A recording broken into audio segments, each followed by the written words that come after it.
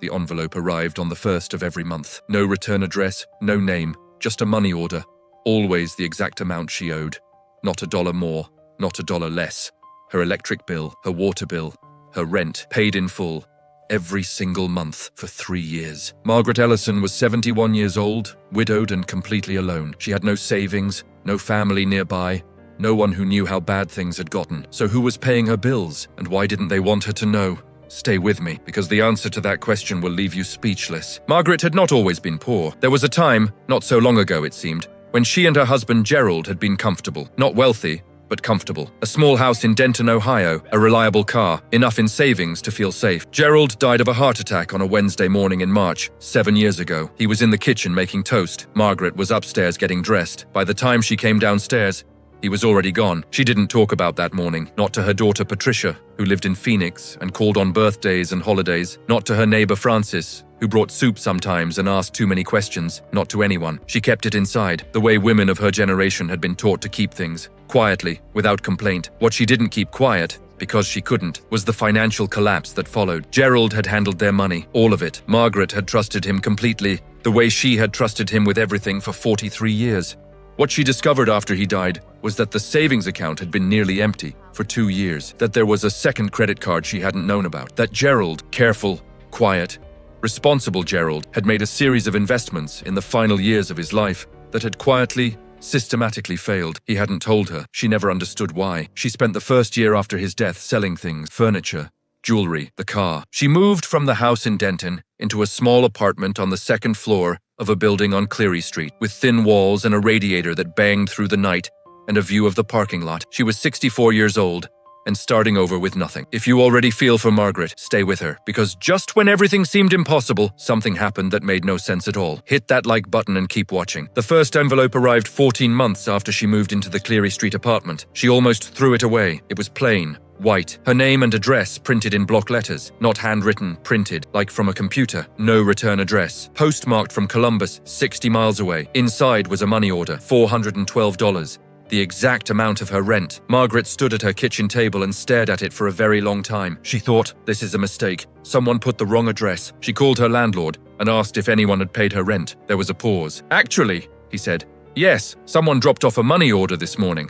I assumed it was you. Margaret sat down slowly in her kitchen chair. It was not a mistake. Someone had paid her rent, on purpose, in her name. She waited for an explanation, a follow-up letter, a phone call. Nothing came. The next month, another envelope. This time, her electric bill, paid to the cent. The month after that, her water bill, then her rent again. Always the 1st of the month, always exact, always postmarked Columbus, always no return address. Margaret told Patricia on a Sunday phone call in November. Patricia was quiet for a moment. Then, Mom, that's really strange. I know it's strange. Have you called the post office? They can't tell me who bought a money order. It's anonymous. What about the police? Margaret almost laughed. Patricia, someone is paying my bills. The police are not going to investigate that. But don't you want to know who it is? Margaret looked out her window at the parking lot. Every day, she said. 3 years of envelopes. 3 years of exact payments. 3 years of silence. Margaret had a theory, but she was afraid to say it out loud. Subscribe now. Because what she found when she finally started digging changed everything she thought she knew about her marriage. Margaret began keeping a notebook. Every envelope, every amount, every postmark date. She studied the handwriting on the address labels, but there was no handwriting. Always printed. Always the same font. Always the same size. She drove to Columbus twice. The first time, she went to the main post office and asked questions she already knew couldn't be answered. The second time, she simply drove around. She didn't know what she was looking for. She came home with nothing. She hired a private investigator. His name was Carl Briggs. He was semi-retired, worked out of a small office above a dry cleaner on Route 9, and charged her $200, which she paid in installments over 4 months because it was all she could manage. Carl traced the money orders as far as they could be traced, purchased with cash, different locations each time, gas stations, pharmacies, grocery stores across Columbus. Never the same place twice. Whoever this is, Carl told her, they're being very careful. Careful, Margaret repeated. They don't want to be found. Margaret thought about that for a long time after she left his office. Someone was helping her survive, and they were working very hard to make sure she never knew who they were. There was only one explanation she kept coming back to, one she couldn't bring herself to say aloud. Gerald had known. He had known in those final years how bad things were getting. He had watched the savings drain, had watched the investments fail, had said nothing because he didn't know how.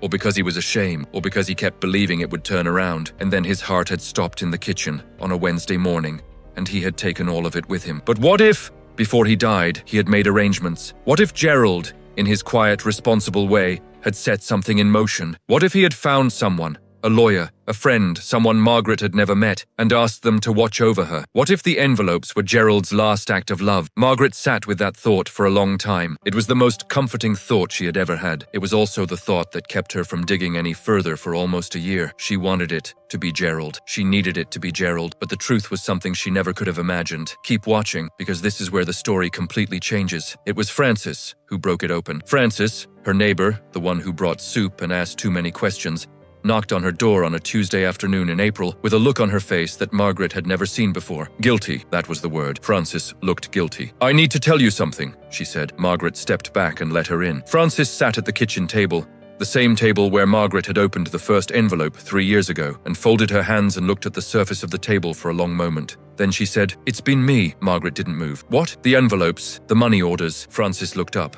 Her eyes were red. "It's been me, Margaret. For 3 years." The kitchen was very quiet. "You," Margaret said. "I've been watching you struggle since Gerald died, and I know what it's like. My Harold left me in a similar situation. I had a sister who helped me when I had nothing. She made me promise before she died that I'd do the same for someone else someday." Frances wiped her eyes with the back of her hand.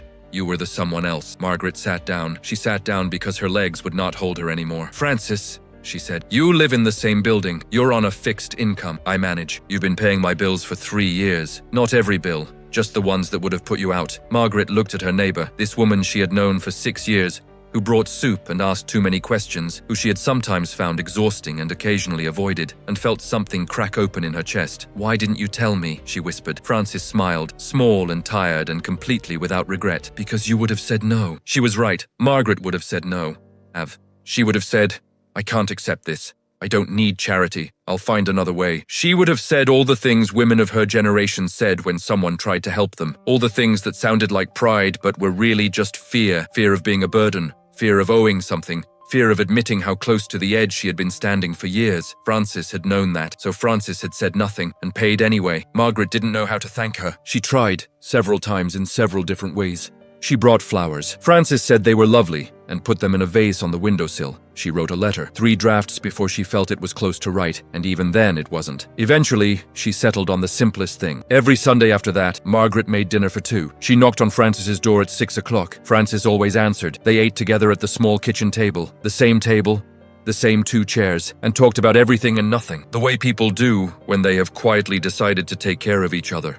The envelopes stopped coming after that. They didn't need to anymore. The debt between them had become something else entirely, something that didn't need to be hidden, something that didn't need to arrive in plain white envelopes with no return address, something that looked, if you were watching from the outside, and no one was, because it was quiet and ordinary and entirely invisible to the rest of the world, something that looked exactly like friendship, the kind that saves your life without ever asking for credit. Margaret spent 3 years trying to find the answer, and when she finally found it, it was sitting right next door. If this story moved you, leave a comment below. Tell me, do you have a Frances in your life? Or have you ever been someone else's Frances without them knowing? And if you want more stories like this one, stories that will keep you up long after the screen goes dark, subscribe. New story every week. I'll see you in the next one.